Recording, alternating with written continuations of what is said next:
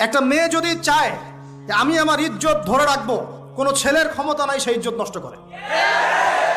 এটাই সত্য কথা। আমার স্ত্রী এই কথাটা খুব জোরালোভাবে আমাকে বলে, আমি যখন রাস্তায় হাঁটবো, আমি যদি চাই তাহলে কোনো ছেলে আমার কাছে ঘেঁষতে পারবে না, আমি সুযোগ দিলে তখন ঘেঁষতে পারবে।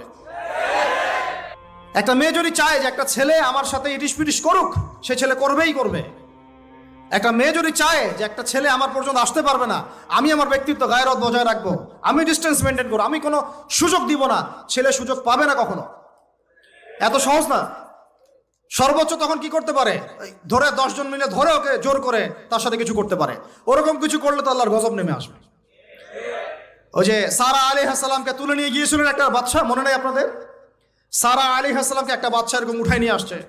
আর সারা আলাইহিস সালাম সবচেয়ে সুন্দরী মেয়েদের একজন ছিলেন পৃথিবীর ইতিহাসে, ইব্রাহিম আলাইহিস সালামের স্ত্রী। তখন তিনি হাত বাড়াচ্ছে তার দিকে ধরার জন্য, আর সারা আলাইহিস সালাম তখন বলছে, দাঁড়ান, আমাকে 2 রাকাত নামাজ পড়তে দেন।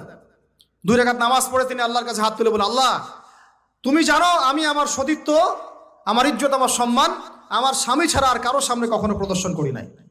আজকে এই জালেমের হাত থেকে আল্লাহ তুমি আমাকে বাঁচাও। ওই দিকে ইব্রাহিম আলাইহিস সালাম নামাজে দাঁড়িয়ে গেছেন।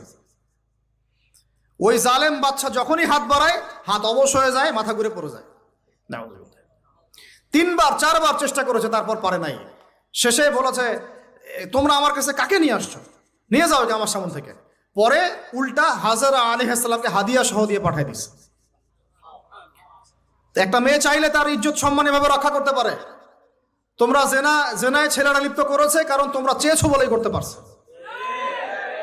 তুমি ফিতনা না ছড়াতা, তুমি বেহায়ের মতো বাইরে বের না হতা, তুমি তোমার চুল খোলা না রাখতা, তুমি তোমার পোশাক ঠিক রাখতা, তোমার কথা ঠিক রাখতা, তোমার কথার মধ্যে শক্তি রাখতা, মিষ্টি মিষ্টি প্রলোভন দিতা না, বাইকের পিছনে বসতা না, চটপটি ফুচকা খাইতা না, এখানে ওখানে আড্ডা মারতা না, কোনো ছেলে তোমার কাছে আসতে পারতো না। তোমরা এই কাজ করেছো, ছেলে আসতে পেরেছে। আপনারা তো কিছু হইলে ছেলেদেরকেই দোষ দেন। ছেলেরা তো এমনি আকর্ষিত হবেই। আমি একজন ছেলে হিসেবে বলতেছি এটা না তো বিষয়টা। একটা ছেলের ফিতরত এটা, যে তার কাছে সবচেয়ে সুন্দর মনে হবে একটা মেয়েকে। এটা একটা ছেলের ফিতরত, স্বভাব ধর্ম, এটা চুম্বকের মতো আকর্ষণ করবে। আর এর উপর যখন আপনি এটাকে ফ্রি অ্যাক্সেস করে দিবেন, লাইসেন্স করে দিবেন, বেপর্দায় বের হবে, গায়ের জামা কাপড়ও ঠিক নাই, হ্যাঁ, তারপর কথাবার্তা মিষ্টি মিষ্টি প্রলোভিত টানতেছে, সিডিউস করতেছে, তখন তো একটা ছেলে মিসগাইডেড হইতেই পারে, স্বাভাবিক। ছেলেরও দোষ আছে, কিন্তু অবশ্যই এখানে মেয়েরও দোষ আছে। আমরা তো অনেক সময় ঢাকা শহরে দেখি রাত 10টা 12টা বাজতেছে, আমরা মাহফিল করে যাচ্ছি, কোনোদিন বাসায় ফিরতে 1টা 2টা 3টাও বাজে, রাত 3টার সময় ছেলে মেয়ে বাইকে করে ঘুরতেছে ঢাকা শহরে। ওই মেয়েটার কি বাসায় বাবা নাই, ভাই নাই, কোনো স্বামী বা কেউ নাই, মাহারাম কেউ নাই? তো আমরা সুযোগ দিচ্ছি বলেই তো আমাদের ঘর পর্যন্ত ঢুকতে পারছে। সবার আগে মেয়েদেরকে শক্ত হইতে হবে। আর মেয়ের বাবা যারা, আমি তো নিজেও মেয়ের বাবা, আমরা বাচ্চাদের সাথে সময় কাটাই আর ভাবি যা কি যে হবে ভবিষ্যতে আল্লাহ ভালো জানেন। কিভাবে মেয়েকে মানুষ করব, কিভাবে সতীত্ব রক্ষা করবে আমাদের মেয়েরা। যা চলতেছে অনেক মাদ্রাসার মেয়ে পর্যন্ত নষ্ট হয়ে গেছে। আপনারা জানেন না তো, আমরা জানি কথা। মাদ্রাসায় পড়ুয়া বহু মেয়ে নষ্ট হয়ে গেছে। যতদিন পর্যন্ত এদের হাতে মোবাইল ফোন ছিল না, ইজ্জত ঠিক ছিল। মোবাইল ফোনটা যখনই ঢুকেছে, ইজ্জত নষ্ট হয়ে গেছে বহু মেয়ের। আমি এরকম জানি, বলতে চাচ্ছি না।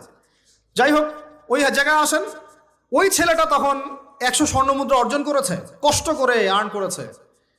যে আপনাদেরকে বলে যে নিজের পায়ে দাঁড়াও, তারপরে তোমার সাথে রাজি। সে অনেক কষ্ট করে 100 স্বর্ণমুদ্রা অর্জন করে মেয়ের কাছে গিয়েছে। চাচাতো বোনকে বলেছে যে স্বর্ণমুদ্রা নাও, এখন বলো তুমি রাজি না। সে মেয়ে বলছে হ্যাঁ ঠিক আছে। তো এখন দুজনের মধ্যে যা হওয়ার তাই হচ্ছে। অ্যাডাল্ট, আপনারা সবাই বুঝেন। কিন্তু এখন মূল যে কাজটা, স্বামী স্ত্রীর যে মূল মিলন, এই মিলনটা করার জন্যে সেই ছেলেটা বসছে। হাদিসের মধ্যে আসছে এভাবে, 2 পায়ের মাঝখানে বসে পড়ছে ছেলেটা, এখনই জাস্ট শুরু করবে। তখন ওই মেয়েটা বলে উঠছে যে হে আল্লাহর বান্দা, আল্লাহকে ভয় করো, আমি আমার সতীত্ব কখনো নষ্ট করি নাই, তুমি আল্লাহকে ভয় করো। এই কথাটা যখনই বলছে, তখন ওই ছেলের মনের মধ্যে এমনভাবে একটা রিয়াকশন জন্ম নিয়েছে, আল্লাহর পক্ষ থেকে এমন একটা নূর আর হেদায়েত চলে আসছে। ওই অবস্থা থেকে ছেলেটা উঠে চলে গেছে এবং স্বর্ণমুদ্রাও দিয়ে দিয়েছে, যে স্বর্ণমুদ্রাও আমার দরকার নেই, যা। এবার সেই গুহার মধ্যে বন্দি অবস্থায় আল্লাহর কাছে হাত তুলে দোয়া করতেছে, আল্লাহ তুমি যদি জানো ওই কাজটা আমি তোমার সন্তুষ্টির জন্য করেছিলাম, আজকে আমাকে এই সাক্ষাৎ এই মৌতের হাত থেকে বাঁচাও। সাথে সাথে এই পাথর সরে গেছে। এই হাদিসটা আমি এই কারণে বললাম, যদি আমি জেনা থেকে বেঁচে থাকতে পারি, ইনশাআল্লাহ তাআলা আল্লাহ পাক সাক্ষাৎ মৃত্যুর মতো এই আযাব থেকেও, বিপদ থেকেও আল্লাহ বাঁচাতে পারেন। এটা একটা হাদিস, সবাই মনে রাখবেন। দ্বিতীয় একটা বলি, এটা আমাদের সব বিবাহিতদের জন্য। আজকে তো বিবাহিতরাও অভাব নাই। আর আমি আশ্চর্য হয়ে যাই যে বিবাহিত একটা ছেলে, বিবাহিত একটা পুরুষ তার স্ত্রীকে এভাবে বেহায়ার মতো কিভাবে সবার সামনে শো করতে পারে। বিয়ে আপনি করলেন, মোহর আপনি দিলেন, সম্পদ আপনার, তার সতীত্ব আপনার, তার সম্ভ্রম আপনার, আপনি নিজে কেন ওকে এভাবে সবার সামনে উত্থাপন করতেছেন? টিকিট আপনি কাটলেন, সিনেমা সবাই দেখবে, ব্যাপারটা এরকম। কি অবস্থা! আবার কোন কোন ঘরে দেখা যায় স্বামীরা কন্ট্রোল করতে চাচ্ছে, কিন্তু মেয়ে বা স্ত্রী কন্ট্রোলে থাকতে চায় না। স্বামীকে বলে তুমি বেশি হুজুর হয়ে গেছো, বেশি বেশি হুজুর হয়ে গেছো। এই যুগ এগুলো চলে, এটা আধুনিকতার মডার্ন যুগ। এই করতে করতে আমাদের সমাজে পরকীয়া ছড়ায় পড়ছে। এখন এই পরকীয়া বলতে কি হাদিসটা কথা মাথায় আসছিল। আল্লাহর নবী সাল্লাল্লাহু আলাইহি ওয়াসাল্লামের একজন সাহাবী, মহিলা সাহাবী, কি সাহাবী বলেন? এরকম ঘটনা দুই একটা ঘটেছে, আমি একটা বলতেছি খালি। মদিনা মহিলা সাহাবী কোনো একভাবে এরকম একটা অঘটন ঘটে গেছে। মানুষ তো হতে পারে, কি মানুষ তো পাপ করবে, তাই না? হতে পারে। এখন তিনি গর্ভবতী হয়ে গেছেন। নবী সাল্লাল্লাহু আলাইহি ওয়াসাল্লামের কাছে এসে বলছেন, ইয়া রাসূলুল্লাহ তাহিরনি, আমাকে পবিত্র করেন, আমি অনেক বড় অন্যায় করে ফেলেছি। নবী সাল্লাল্লাহু আলাইহি ওয়াসাল্লাম মুখ ঘুরিয়ে নেন, মুখ ঘুরিয়ে নিয়ে বলেন যে বাসায় যাও, তওবা করো, আল্লাহ মাফ করে দিবে।